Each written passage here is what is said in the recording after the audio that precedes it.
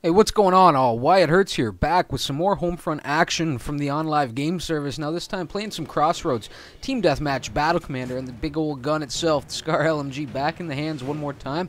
Getting a little spotlight round up here with this weapon. Now, not really worthy of a spotlight round, although my performance was really well in both on both the ground and the air. This ends up being a loss, and you know, there were a couple reasons I wanted to put this up here. Number one, you know, the numbers were good. My gameplay, for the most part, was pretty well, especially this little tear I go on early on here with the Scar.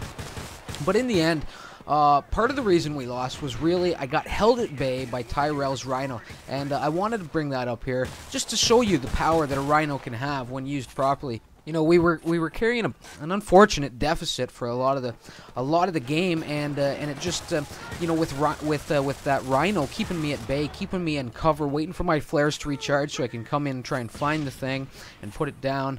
It really did help. I mean, I'm not saying that it was 100% that was the reason why we lost this game, but it certainly did help the other team hold their lead. You know. So right there, really some hard-pounding action as I squared off against the two guys I had seen on the radar up on the hill. The second guy, actually the first guy that I put down, but he really was the second guy I was expecting, you know, charging me. Really did throw me off guard. When I finally got to Henry after putting a couple shots into his back, he was right on the ball, and it took quite a bit of fancy finger work there to actually get the job done on him, from transitioning from aiming down sights to going from the hip and then having to go prone, and you know, because he was right on the ball there with his fire. I just barely squeaked out of it. Now, this is where my run ends, right in here somewhere, eventually. Just come up short with a knife. I do get a nice little spray on this sniper charge in here, just to run down the kit, actually. I should do that before I go to the air. It's the scar-lmg, ACOG scope on there, the steady aim quick draw blast wave, so really kind of that standard loadout that I do prefer to use for the assault rifles is actually in here on the LMG as well. So there you saw it, my knife just not sharp enough, just not long enough, I guess, I don't know. Just ended up coming out a little short, you know, went with the slice a little prematurely, and I ended up getting put down. But in the air here, now, I mean, it's a decent run in the air, but again, once you start hearing those missile locks coming in, playing it, I had to play it a little more cautiously. You'll see me making quite a few runs, a couple runs to the billboard. You know, you'll see me working the outskirts of the map so that I can stay in cover or have an easy exit out here. Right smack dead center when you're flying at the heart of this map, there isn't much cover. You know, so when you're getting missile locked, whether it be by an LAV or a Rhino, trying to find cover when you're right there in the center of the map is difficult. I use the billboard. I will use the hill that my crosshairs just ran across there. I will use the bridge as well. And for cutting off line of sight with something that's trying to target you, you can use the water tower pretty effectively if you know what you're doing around that area as well. So now you can hear, here comes the missile lock, and there it is. I start targeting a derp herb nerp down there, and Tyrell there comes his Rhino rolling in just a little bit ahead of derp, and forces me, you know, first I went up high, and then straight down low, popped the flares, and got myself to safety. So it's just a matter of waiting for these flares to recharge, and hopefully swinging back around. I take Drake off of the sniper mound, prone up there. Don't know what he was doing. He may have had an LMG, but you can see actually it's not just the Rhino who I do take out Tyrell, but I'm also getting missile locked by that LAV that derps in.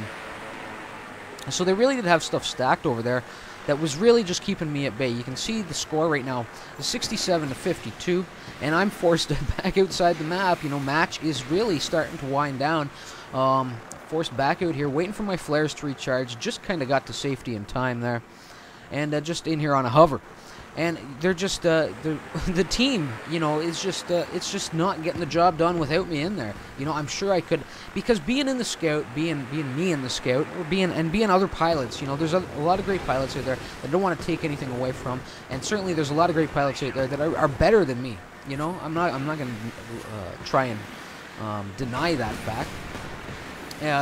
Scout pilots out there that are better than me, and again, I'm chased back here behind the billboard. But honestly, when I am up there, when there's a skilled pilot in the air and a scout, not only is that person doing damage, they're causing a major disturbance on the battlefield, a distraction. People start to get angry from taking all that scout fire and start looking up.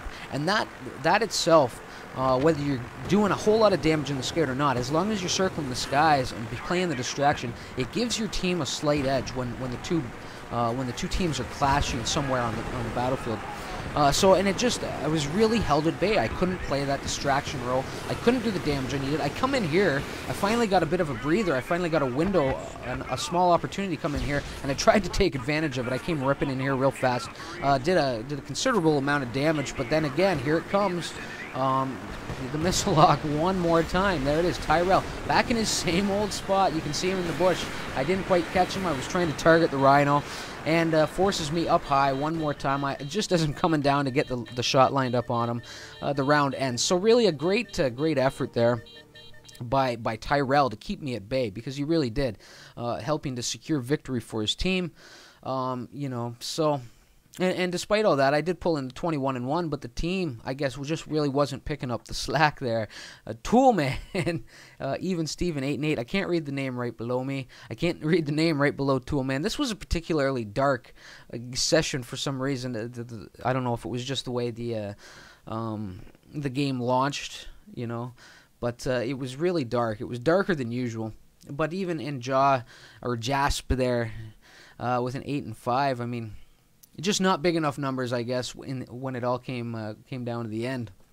And the other team, I mean, I don't want to take anything away from them. They did a great job. But really, Tyrell keeping me at bay played a huge part in them holding their lead, coming down during the second half of that game anyway. And, of course, Derp was in there in an LAV, and there may have been another LAV out there as well at some point. But I mean, because I had to spend so much time on the perimeter, I really never did know exactly what was going on most of the time out there. But anyway, I mean, it was a 10,000, you know, and 100 game to 8,300. So, you know, 101 to 83 is what that ended up being. We just couldn't close the gap. 21-1 for me, some good numbers. On the other side, Deathstroke there with a 20-5. Let me sit up here for a second, see if I can. Oh, God, it was just too dark. I can't even read it. I cannot read it. I'll go down to Derp here with an 11-4, Drake with an 8-3, Yuchi Matamasta 8-5, and going down to Tyrell with a 6-3, and that great Rhino work really securing victory. So it was a loss. The numbers were still decent. The gameplay was still okay, but it was a loss, and, you know, that's how you do it with a Rhino. You keep keeping the helicopters at bay, you know, because I will run for cover when I'm trying to get a missile lock, and I'll try and circle back around on whatever is trying to missile lock me, and while I'm scanning the battlefield, eventually I'm going to stumble across it. I'll run to my usual cover locations, and eventually I will find it and try and take it out.